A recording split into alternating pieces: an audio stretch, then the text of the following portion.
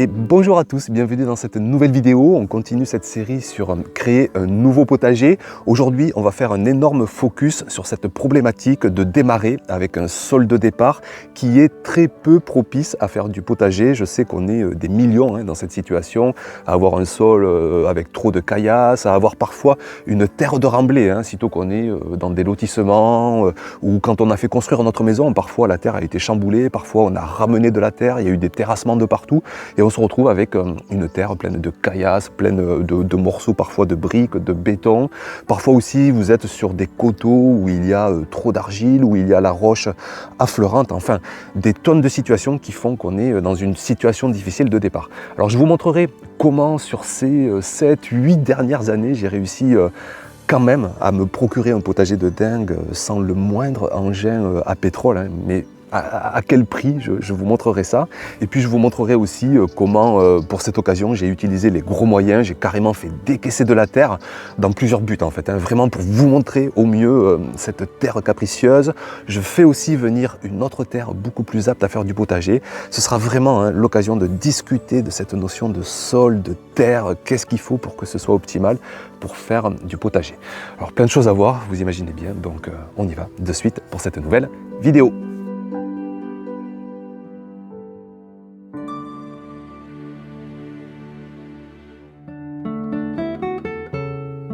Alors on attaque avec mon sol de départ, on va se faire une rétro sur ces quasiment 8 dernières années et déjà vous dire que même avec un sol aussi contraignant, eh bien on peut arriver à tout même sans trop le chambouler, même sans le décaisser, mais simplement il va falloir se donner les moyens, se donner du temps, se donner de l'énergie et y aller petit à petit avec les années. Donc je vous mets des images, des photos, c'était en 2015, en 2016, etc. Les toutes premières photos c'était je crois en 2015, avec un terrain donc hyper caillouteux. On devine d'ailleurs des caillasses que j'ai accumulées par tas et que j'ai sorties mais vraiment en tonnes. C'était vraiment impressionnant le nombre de cailloux dans ce terrain et ça c'est parce que je pense qu'on a ramené une terre peut-être de bord de rivière, je ne sais trop rien, mais en tout cas pleine de galets, pleine de cailloux. Donc je les ai enlevés petit à petit à l'aide d'un motoculteur pour faire remonter pas mal de cailloux. J'en ai profité avec ce motoculteur pour incorporer beaucoup de compost de fumier. Et puis après, sitôt ce moment zéro du potager, je suis passé en philosophie d'aucun engin à moteur, vraiment de philosophie de sol vivant avec comme seul outil grelinette, râteau, croc, fourche.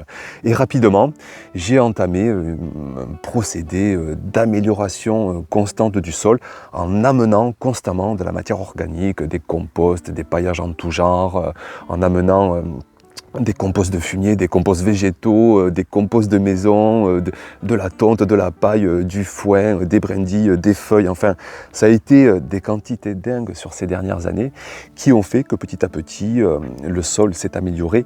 Mais alors quel boulot quoi, Et puis encore aujourd'hui, 8 ans après, je continue à enlever des cailloux, à enlever des pierres, je continue à avoir des difficultés avec cette texture de sol de départ, parce qu'on a beau ramener toute la matière organique du monde, si on a trop d'argile, eh bien on continuera à avoir trop d'argile. Et j'ai encore 8 ans après, toujours un sol qui a tendance à se compacter, à manquer d'oxygénation si j'y mets pas un petit coup de grelinette de temps en temps.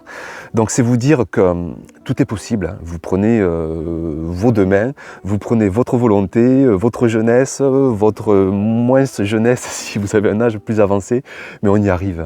Franchement, moi je vois des jardiniers de 50, 60, 70 ans, Marie-Louise encore que je suis allé visiter il y a peu longtemps, qui remue des montagnes pour faire son potager.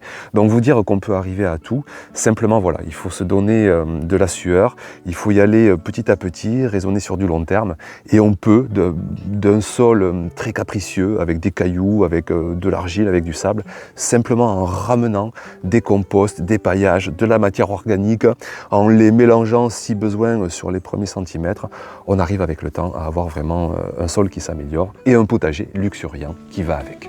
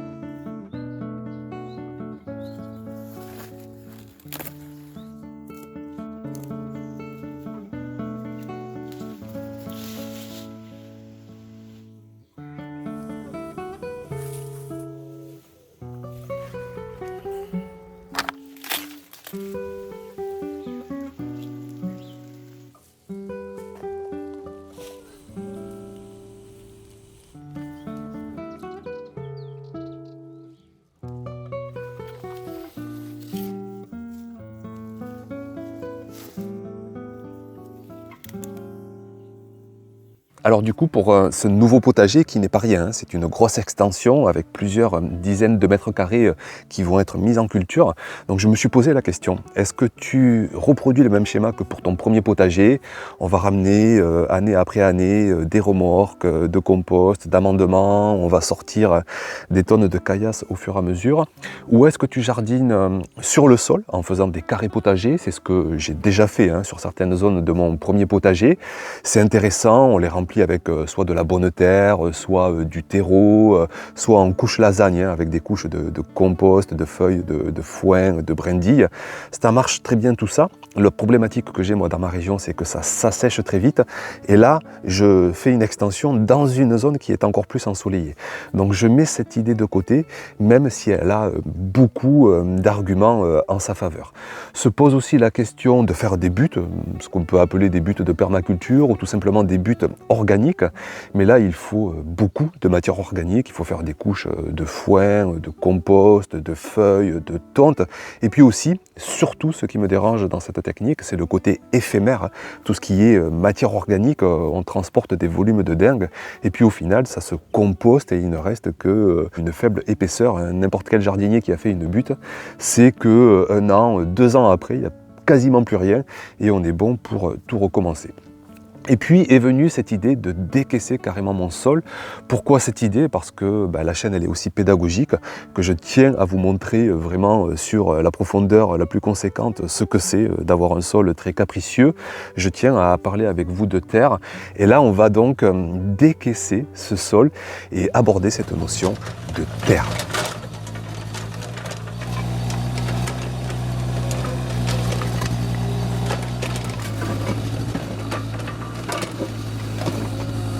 Alors profitez-en hein, de voir des gros engins sur la chaîne, hein, c'est la première fois depuis qu'elle existe, ça risque, il y a de fortes probabilités que ce soit la seule fois. Donc ces gros engins, ils nous procurent une énergie folle hein, et ça décaisse ce sol en rien de temps.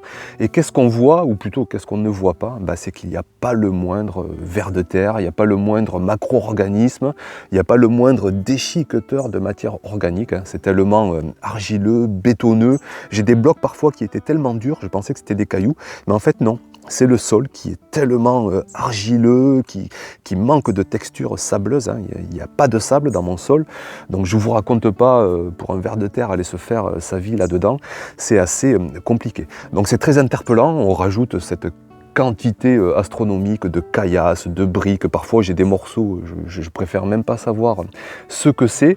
Donc je me dis, mais comment tu as fait pour arriver à faire un premier potager là-dessus hein? Mais je vous répète, on arrive à tout, hein. On décaisse petit à petit les plus gros morceaux et on rajoute petit à petit de la matière organique et même parfois je ramenais de temps en temps un peu de bonne terre.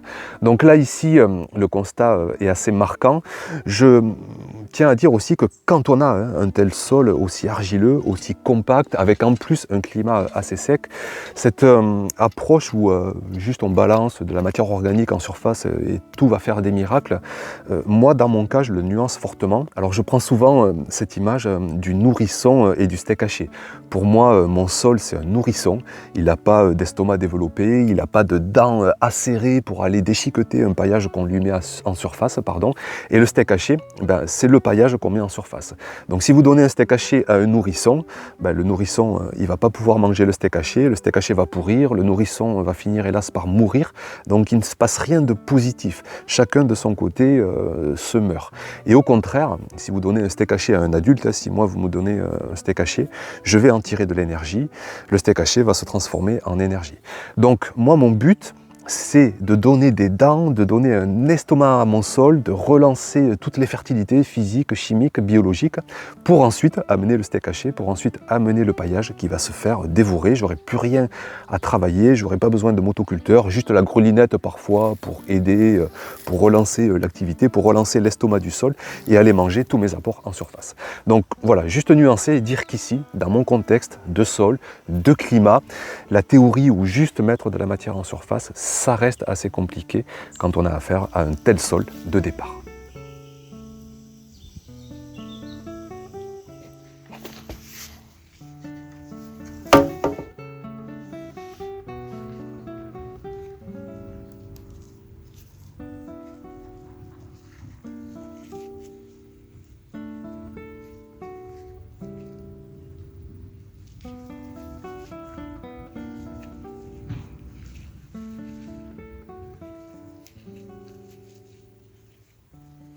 Alors ici, pour recréer cet estomac biologique, pour attirer un maximum de vers de terre, de macro-organismes, je vais carrément faire venir de la bonne terre. Alors je sais que ça peut porter à discussion, j'ai eu beaucoup de critiques sur ma première vidéo. Moi, ce que je tiens à dire, c'est que la terre, quoi qu'il en soit, c'est la chose la plus durable. La terre, vous la portez une fois et vous l'avez à vie, contrairement à faire venir du broyat. Je vois des fermes qui font venir des poids lourds et des poids lourds de broyat chaque année. Eh bien, quand vous apportez du broyat, ça se composte et au final, il faut recommencer chaque année. Là, je le fais une fois pour toutes. C'est de la terre végétale. Alors, de la terre végétale, qu'est-ce que ça veut dire? Eh bien, ça veut dire qu'il y a de l'argile, du limon. Ça, c'est pas un souci. Enfin, c'est pas un souci. J'en ai déjà dans mon terrain, mais ce qui change tout, c'est qu'il y a une proportion de sable et puis il y a une proportion de compost végétal qui est déjà intégré, mélangé dans cette terre. Il y a tous les cailloux qui ont été enlevés. C'est juste criblé pour laisser des petits cailloux, ça c'est toujours utile pour bien aérer le sol. Et cette terre végétale, elle est normée, pardon, je vous mets la norme à l'écran. Vous avez même des documents d'analyse type que vous pouvez demander si vous avez envie de vous procurer de la terre végétale. Si vous avez un carré à remplir, une petite parcelle à remplir, je trouve que quand même on peut se permettre ça sans rentrer dans des jugements de c'est pas bien, c'est pour l'écologie. C'est quand même une fois dans sa vie pour ensuite produire des légumes sur sol vivant tout le reste de sa vie. Donc il faut quand même, je pense, nuancer sur une journée de sa vie avec ce que ça procure sur tout le reste de sa vie. Donc je fais venir cette terre végétale. Alors ça a un coût, c'est vrai, c'est 30 € la tonne. J'ai fait venir 20 tonnes, donc ça fait 600 €. Là, je vous répète que moi, en plus, il y a quand même aussi un investissement professionnel et que c'est vraiment sans hésitation que j'ai fait cette dépense. Je préfère le mettre dans mon potager que dans des choses futiles ailleurs. Donc me voilà avec une bonne terre, avec une bonne texture de terre, une bonne fertilité physique, une bonne fertilité chimique parce que le compost, tellement il y en a, avec 20%, ça va libérer des minéraux dans les semaines, dans les mois à venir. Donc les cultures vont trouver à manger. Mais par contre, il me reste à réactiver l'activité biologique et ça, on va le faire de suite.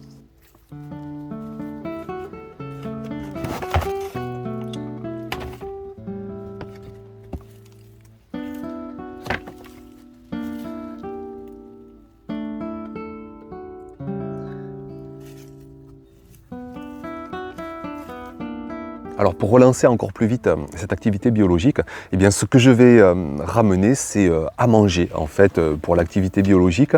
Je vais ramener du compost mais assez grossier et du compost que je mène à froid, c'est-à-dire qu'il ne monte pas beaucoup en chaleur, donc ça garde vraiment tout plein d'activités biologiques. C'est un compost que je fais avec tous les résidus ménagers de la maison, que j'équilibre avec des brindilles, des feuilles, du foin, des tontes, tout ce que j'ai de végétal sur mon terrain.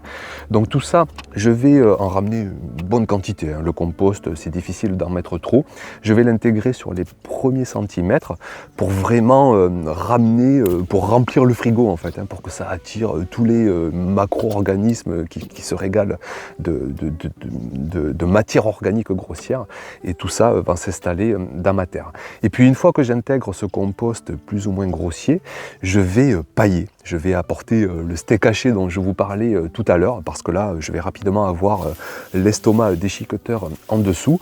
Et là, je paille avec tous mes résidus de culture, mes restes de tonte, de broyat, enfin vraiment le paillage le plus diversifié possible. Et j'en mets une bonne épaisseur.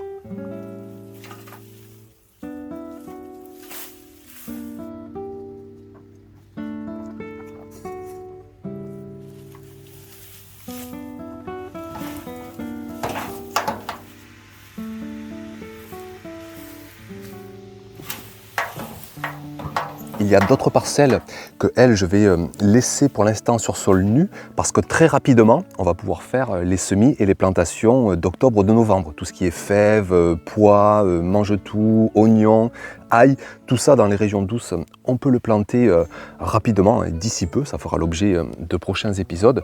Donc je laisse à nu, je vais me régaler là, de semer, planter dans une telle terre. Et puis une fois que ça aura bien germé, je pourrais mettre un léger paillage de surface. Mais bon, attention, parce que des cultures comme l'ail, comme l'oignon, pendant l'hiver, ça se jumelle pas forcément bien avec un paillage de surface.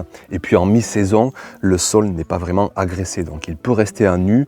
En plus, il a comme un paillage intégré, avec plein plein de compost à l'intérieur. Mais par contre, quoi qu'il en soit, dès le printemps prochain, dès les premières chaleurs, paillage à la folie pour vraiment nourrir le sol, nourrir l'activité biologique, préserver l'humidité en dessous et constamment aggrader, améliorer le sol et rentrer dans une philosophie de sol vivant.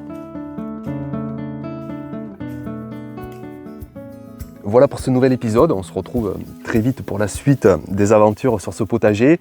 N'hésitez pas à poser vos questions dans les commentaires, je sais que vous êtes nombreux à vous poser des questions, à être peut-être interpellés sur un point ou sur un autre. Je ferai peut-être d'ailleurs une vidéo exprès pour répondre à vos questions. Je vous rappelle aussi qu'on est présent avec d'autres experts sur la plateforme Terra Potager. On a créé vraiment une plateforme pour répondre à toutes vos questions, des tonnes d'expériences de jardinage avec notamment des calendrier à tout va et beaucoup de pédagogie au travers des connaissances et de l'expérience. Voilà, je vous laisse, merci pour votre attention et puis à très vite bien sûr pour de prochaines vidéos. Ciao!